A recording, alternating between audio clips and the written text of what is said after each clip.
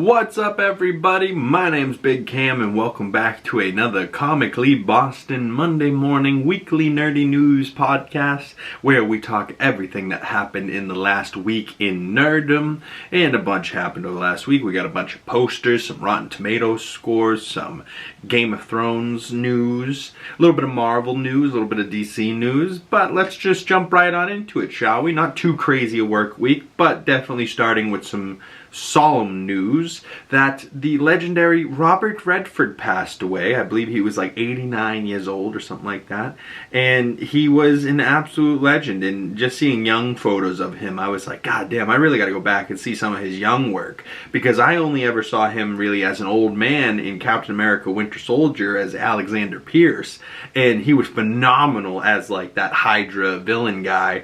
But, like, you know, there's definitely movies of him as a younger man that he crushed it. So, you know, if you have any Robert Redford movie recommendations, maybe drop that down below and I'll have to go check out some of his earlier work. Definitely a project that I want to check out when it comes out, and that would be Dwayne Johnson's The Smashing Machine, written and directed by Benny Safdie, and that would be the Mark Kerr story. And I've been seeing a lot of like side-by-side footage of like the movie The Smashing Machine and then the real-life footage of Mark Kerr. And this movie for Dwayne might just be perfect. Like, he looks so much like Mark Kerr in this movie. It's crazy. Like, the side-by-side parallels, I was like, holy shit, he is Mark Kerr. Fucking Christ. But this movie looks like it's going to be, you know, a perfect mix of like really engaging, really cool, but also like really like a heartwarming human story that, you know, is tragic. But I don't know. I don't know if Mark Kerr is dead, or, you know, I feel like this might have some type of coming out on the other side, you know, a better person type of thing. But who knows? It could be one of those A24 movies that like it starts good and then it ends and you're like, yeah, I'm kind of sad. That wasn't really a heartwarming story, more like a heartbreaking story, you know. So I'm hoping it's more heartwarming than heartbreaking, you know. Break our heart to warm it back up again, that's okay, but don't just break it and then by the end of the movie we're like, that was sad, you know. Like, that's not my vibe. I don't like to watch movies by the end of it and I'm like, wow, that was really sad and now I'm still sad. Like, if I watch a sad movie, it better end with some hopeful heart at the end, so you're like, wow, that was such a sad movie, but it was so good, it was beautiful, did you see that ending, you know. Like, I'm hoping that's what The Smashing Machine is. But this IMAX poster looks pretty good, and that will be coming in early access to some IMAX theaters September 22nd. So coming out today for some IMAX people, and probably the end of this week, I would guess, for normal theaters. Another movie starring Paul Rudd and Jack Black just got announced, and a poster got released for it, and they are remaking Anaconda, which was like a cult classic from the 2000s. I believe Ice Cube was in it, and I believe maybe J-Lo, but like, I think it was, you know, campy and horrible. This, on the other hand, they're remaking the movie Anaconda, but it's like, you know, they're self-aware because it's the movie they're dying to remake. So it's almost like Paul Rudd and Jack Black are two buddies that loved the movie Anaconda so much that they go out to the woods to try and remake the movie, and then they accidentally find themselves in an Anaconda type movie where a giant anaconda's hunting them down type shit. I don't know, but coming Christmas this year, that might be a really funny movie to watch around Christmas, although snakes, definitely not my mom's vibe, so she's definitely not going to be in for this one. But Paul Rudd, Jack Black, I could definitely be down for it. Comment below your thoughts. A new show that's out on Netflix right now, and I saw some previews for it last week, and Jason Bateman and Jude Law were on some night shows talking about it, and this show is a limited series now out on Netflix called Black Rabbit. And the traditional good guy would have been Jason Bateman, but I like that they kind of flipped that expectation, and he's kind of the fucked up crazy one in this show, and Jude Law is the straight guy, you know. And Jason Bateman, ever since Ozark, you know, he's been really pushing the boundaries of his like nice guy persona. You know, he did a movie with Netflix early last year or early this year called Carry On, and he was like the bad guy in that as well. So it's like, you know, I like that Jason Bateman's taking a little bit of a turn with his career. He's doing more directing, but he's also willing to be the bad guy. You know, he's like, I've been a good guy my whole career, I can be the bad guy now. Yeah, I love Jason Bateman, he's so funny. A Apple TV Plus TV show that will be coming from the creator of The Blacklist. Oh, I loved The Blacklist so much. But this Apple TV Plus show will be called The Last Frontier, and it says 600,000 square miles, nowhere to hide. Ooh, so 600 square miles, but he's on the last frontier, and it looks like he's a U.S. Marshal, and says on his back there, and this will be starring Jason Clarke. And it looks like he's maybe on a mountainside somewhere, and it's like in the middle of a blizzard, so maybe that's why there's nowhere to hide, because the blizzard is everywhere type shit. Or, you know, I don't really know what that show's about. What is The Last Frontier? What is he frontiering from? And why is he the last of it? From the creator of the John Wick franchise, a new Netflix series from Tom Clancy's Splinter Cell called Splinter Cell Death Watch. And this looks like it's going to be an animated show coming to Netflix October 14th. I have heard of Tom Clancy, and I've heard of like Tom Clancy's Rainbow Six Siege, that type of shit. And I think I've heard of Splinter Cell, but Splinter Cell Death Watch, maybe like a carry-on, you know, spin-off type of thing from Splinter Cell. I don't really know a whole lot about it, but it looks like there's some undercover agent type things and assassin type shit. I don't know, could be cool. Comment below if you know anything about Splinter Cell. And some movies that I definitely like, and I've seen the other two, and I believe this is the third of the Now You See Me movies, but I think it was Now You See Me 2, and now the third one, instead of being Now You See Me 3, it is Now You See Me, Now You Don't. And it's starring Jesse Eisenberg, Woody Harrelson, Dave Franco, Isla Fisher, Justice Smith, Dominic Sessa, Ariana Greenblatt, Rosamund Pike, and Morgan Freeman. Unlock the Illusion, only in theaters November 14th. I will definitely be going to see this one. I like the first two movies. I love that it's like a whodunit type of mystery type of esque movie where it's not necessarily a murder mystery, but it's always kind of like unfold the story, what's going on here, figure out how they did the trick that they did, you know what I mean? And they're bringing back Isla Fisher from the first movie. She wasn't in the second one, I don't think. But Ariana Greenblatt, they're adding some additions to this cast as well that weren't in the first two movies. So we got a bit of a younger crew with our original Horsemen, but the only person I'm not seeing here is Michael Caine's character, but he might have died in the second movie or been put in jail or something like that. But the guy's also 90-something years old, so forgive him if he's not working so much. But very cool that Morgan Freeman's still in this. He's getting up there in age too, and he hasn't been doing a whole lot of work, but returning as his character for the Now You See Me franchise. Love to see it. Now, a trailer I saw the other day, and I have a poster here and then some character posters for the cast in this film, and at the top it says, based on the worldwide best-selling book, Discover What Lies Behind Closed Doors. Sydney Sweeney, Amanda Seyfried, and Brandon Sklenar. But the movie is called The Housemaid, only in theaters December 19th, and Amanda Seyfried is married to Brandon Sklenar, and Sydney Sweeney is the housemaid, and it looks like she, from the trailer, is up to, you know, she's not so innocent as she seems. She looks like she's up to no good. And, you know, Sydney Sweeney being the housemaid, even just that poster, the look in her eyes, you can tell everyone does have a secret, and she is dark. But Brandon Sklenar, he's like the husband of the wife there to Amanda Seyfried. And then I believe this last character is maybe Michael Monroe. He's maybe like the bodyguard, or maybe like a, you know, he works for the family as like around the house type shit, like a handyman. Or maybe he's like Amanda Seyfried, like, you know, maybe he's like his person she's having an affair with, you know what I mean? Like, baby, you know, and then Brandon Sklenar finds out, and then he starts having an affair with Sydney Sweeney's character, and then shit starts going down. I don't know. It does seem like it's going to be a very drama-filled, mystery-filled, maybe dark movie, you know? So if you've seen the trailers for that, comment below. Are you going to be checking out this movie in December? I think I might. Maybe when it comes out at home, you know, so maybe this is a film that I catch first thing 2026 type thing, maybe January 2026 when it comes out on streaming. Maybe. Or maybe I have a girlfriend by December and she wants to go see this movie with me. Who knows? Doubtful, but who knows? 25% of this audience is women. What's up, ladies? Hey. Now, something I'm very excited for, speaking of 2026, to start next year, there will be, for the first time, 2 Game of Thrones series in the same year. And in January, A Knight of the Seven Kingdoms shall release. And then summer of 2026, House of the Dragon Season 3 will release. And I am very hyped for these either way. A Knight of the Seven Kingdoms from George R.R. Martin, at least, said they're holding pretty close to like the books that he wrote, so he's very happy with how the show looks and show is done.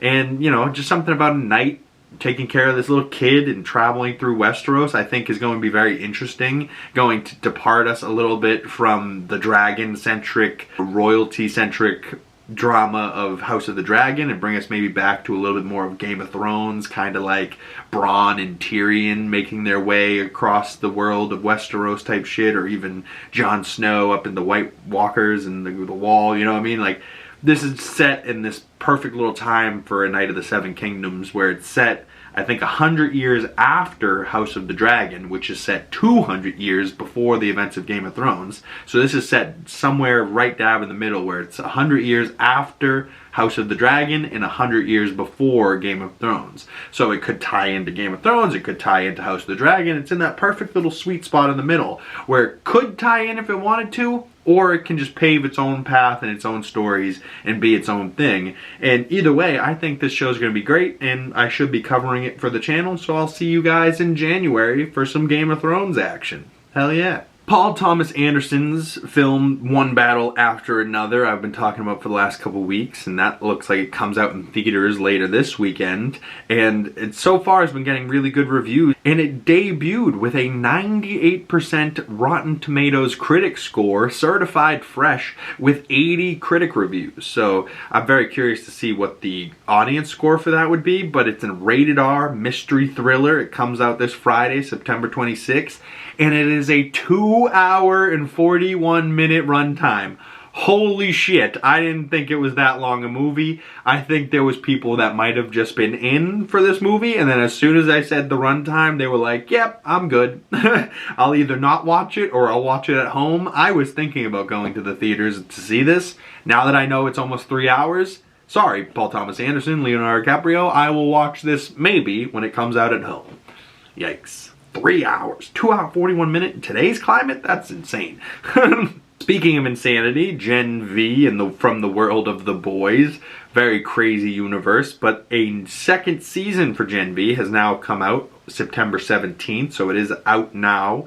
And Gen V debuted with an 89% Rotten Tomatoes critic score, certified fresh, with 28 critic reviews. So not too many. It is listed as a comedy. It should be like a comedy, raunchy comedy, you know, or gory comedy, you know. It's like The Boys is, sure, it's comedy, it's funny, but it is fucked. Like, it might as well say fucked comedy, you know. Like, it is truly one of the craziest shows ever, and Gen V is much so just like it, you know. So I haven't got back into Gen V myself. I probably won't be covering for the channel just because I need a little bit of a break, and I need a show that, like, maybe I'll chat with you guys here on the Weekly Nerdy News, but not break down and give its own show. I just need a show to watch that I'm not writing notes for, you know what I mean? Like, I need a show just to absorb, just for me, that I'm not watching for anybody else, you know what I mean? That type of shit. And every now and again you watch dumb stuff, but you know, lately for me that dumb stuff has been more like WWE, you know, like I've been watching Monday Night Raw, SmackDown, WrestlePalooza, that type of stuff, taking a little bit of a break from shows and movies, and like doing so much during the week that like the one breaks that I let myself have is when I'm watching WWE. And I say that that's a break for me, but either way, I'm watching WWE and I'm editing videos while I'm doing it. So I'm not even taking a break. I need a vacation is what I need.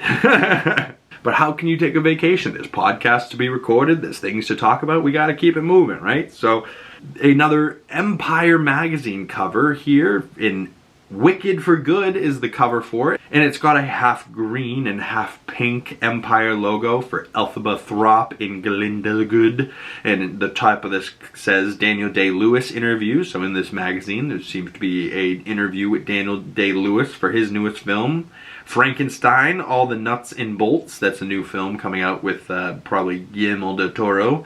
Josh Brolin, Hollywood's most fearless star. Predator Badlands, on set with the iconic Alien. Predator Badlands coming up here in November. Catherine Bigelow, the high-octane director, returns. Ooh, I wonder what she's returning to direct. But just a very cool little magazine poster there. And Wicked for Good, I think, is coming out in November, coming up pretty soon. So stay tuned for that movie review. I really liked the first Wicked, and I'm sure the second one will be even better. Now, I'm not sure if this one is an official poster, but I have heard rumors recently of this casting, and a while ago I heard that Austin Butler and Adam Driver were cast as Val Kilmer's role and Robert De Niro's role in Heat, and they're doing like a Heat 2 or like a Heat remake. And just recently it got announced that Leonardo DiCaprio would be playing Al Pacino's role. So you got Leonardo DiCaprio as Al Pacino, Adam Driver as Robert De Niro, and Austin Butler as Val Kilmer's character. Absolutely perfect casting, really, for like today's actors, you know what I mean? Like maybe Leo for Al Pacino isn't the greatest, but I think Leo could play a cop that's on, you know, chasing down Adam Driver. I think Adam Driver could play Robert De Niro maybe better than Robert De Niro could, you know what I mean? Like, and Robert De Niro is phenomenal in Heat. Adam Driver's just one of those actors, like he's either really bad or really, really freaking good, and you see him and you're like, whoa, he's so good, like maybe the best actor I've ever seen type shit. Like he's that type of actor where he just blows you away, you know. But the director, I think his name is Michael Mann, is returning for a Heat 2 remake, and I think the world needs Heat 2 because Heat 1 is unreal, and it's just such like a well done movie. If they do that today and bring back this type of filmmaking to today, that would really, really bring Hollywood back to another level that it needs, you know. I have some brief Star Wars news, but we'll get into just a little bit more Star Wars news at the very, very end of today's episode. But Sean Levy has released another photo of the first colored look at Star Wars Starfighter and Ryan Gosling here. And it looks like they're on a barge of some sort, and they have like these scooters that have like handles, it looks like. So maybe this is their version of their like speeder bikes. But more interesting, they're on speeder bikes on top of an ocean, and they look to be out in the middle of the water somewhere. So where in Star Wars is there a water planet that you'd be on a speeder bike zipping over the water? I don't know, but we haven't necessarily seen a whole lot of that in the Star Wars universe. So just very cool that, you know, a daytime watered scene with speeder bikes with Ryan Gosling and this young boy here seems cool. Sean Levy, Ryan Gosling, a bunch of other people in that cast. I hope we start hearing and seeing more and more from this, because so far I'm interested and I'm dying to see what else is going on. Some DC news, not a whole lot, but over the weekend it was Batman Day, and some people were celebrating Batman Day, and I came out with a Batman 2.0 Hot Toys unboxing of Batfleck from Batman v Superman Dawn of Justice, and that figure was really sick and it looked really dope. And then I also came out with a Deadshot from Suicide Squad, 2016 Suicide Squad unboxing. So if you guys haven't checked out that, if you're into something like that, Hot Toys unboxing videos, go check those out if you haven't. You know, celebrate a little bit of Batman. And Batman 2, you know, I'm sure we'll be getting more news from that very soon as that starts to become a real thing in filming. And I'm sure we'll be getting more Batman news with whatever James is doing with his DCU Batman. Because as of right now, Matt Reeves' Batman is still Elseworlds, and I really am getting to the point where I'm doubting that they will cross over. And it is what it is. They don't necessarily need to, as much as I would like them to, they don't need to.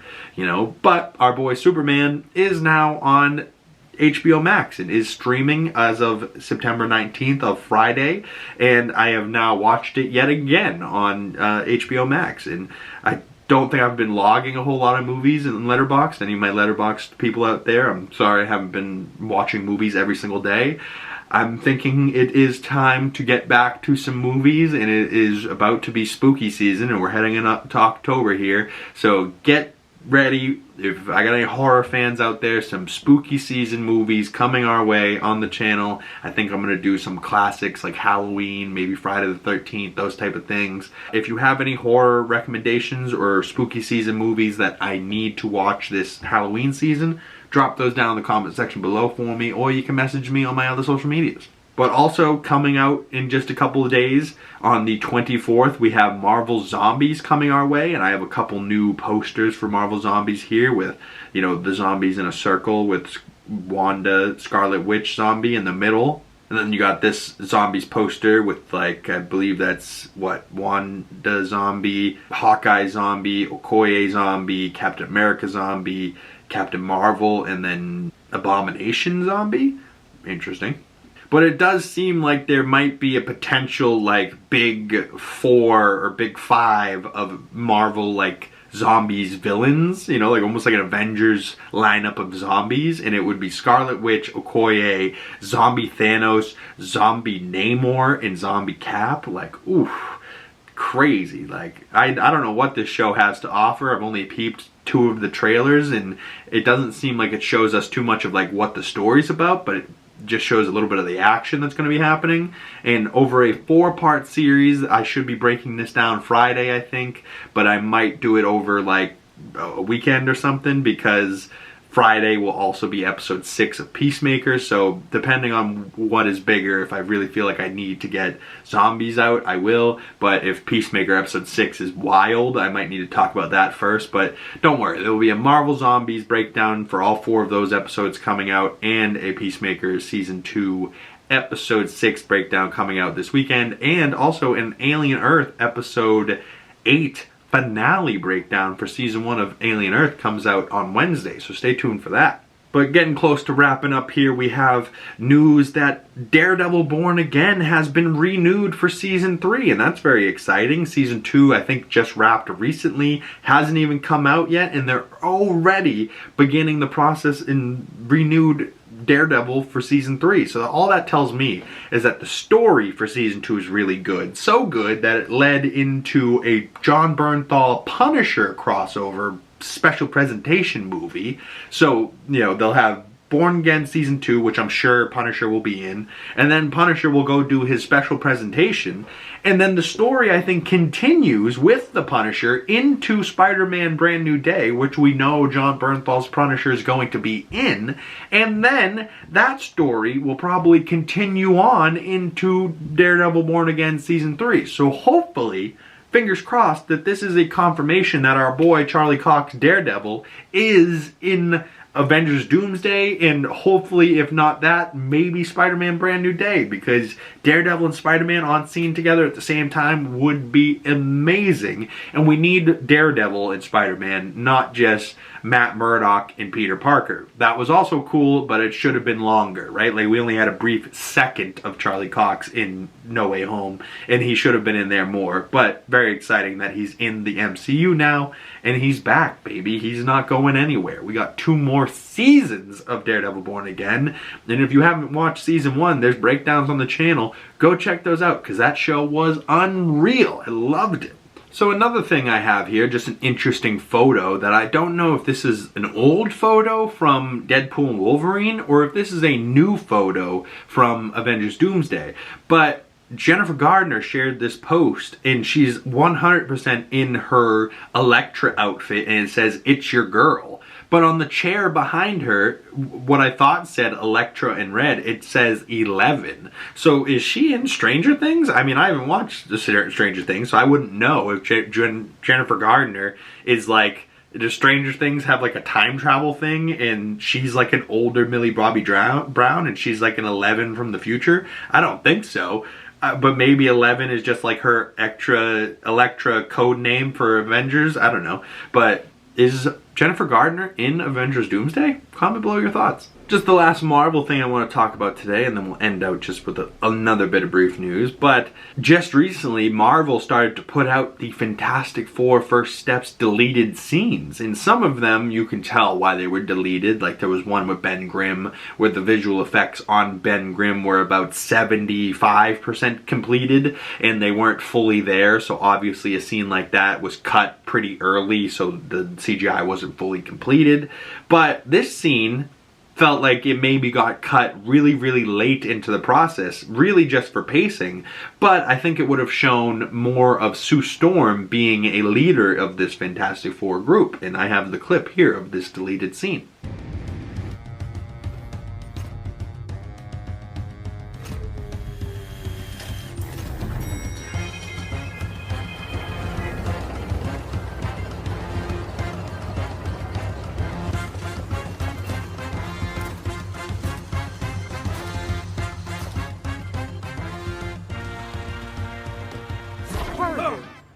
Sue, we agreed you wouldn't do that anymore. Like we agreed you wouldn't threaten revolt every time. Your sewer pipes burst. I have people living in excrement under Staten Island. I dispatched a team to handle that excrement. Oh, what a grand gesture. Thanks for the big favor.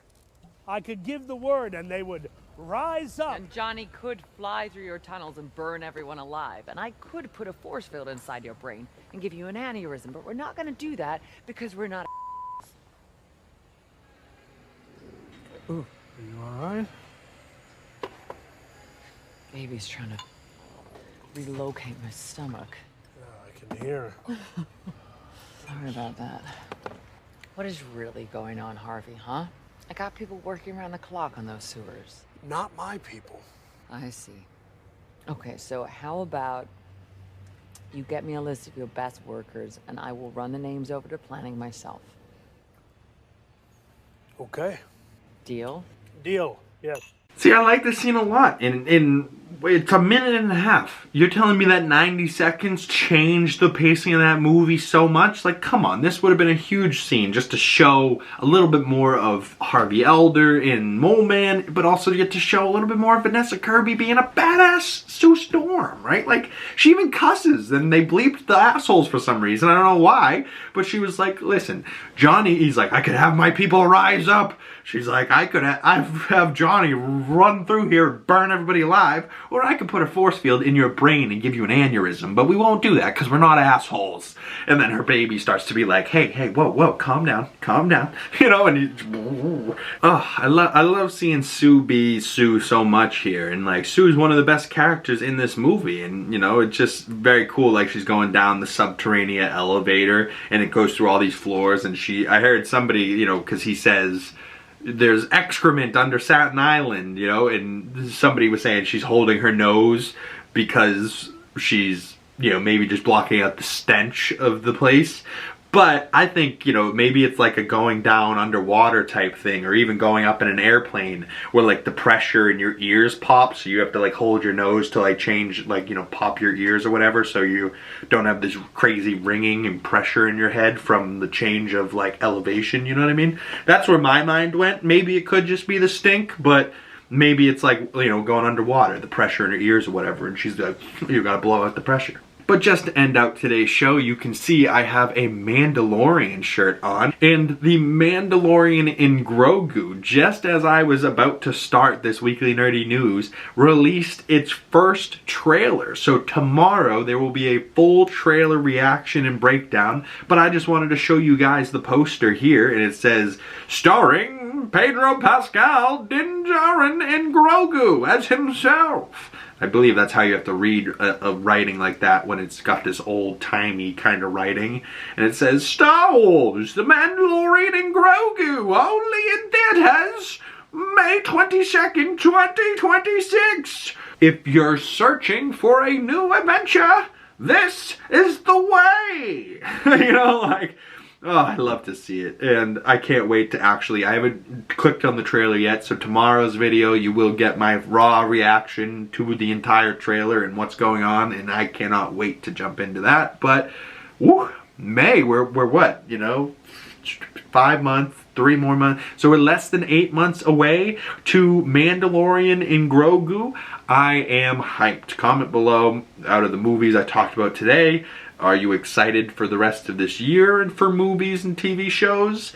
Are you going to go check out One Battle After Another when that comes out? Have you been watching Gen V on Amazon Prime?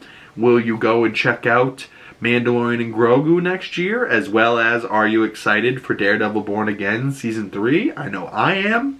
Stay tuned for Marvel Zombies content coming later this week. Also, Peacemaker Season 2 breakdown and the finale to Alien Earth breakdown. So stay tuned for that. That's kind of the schedule for the week. And thank you guys so much for sticking around this late into the video. My name's Big Cam, 2 G's in the Big, pretty much anywhere you can find me. Follow my other social medias, links for those down in the description below.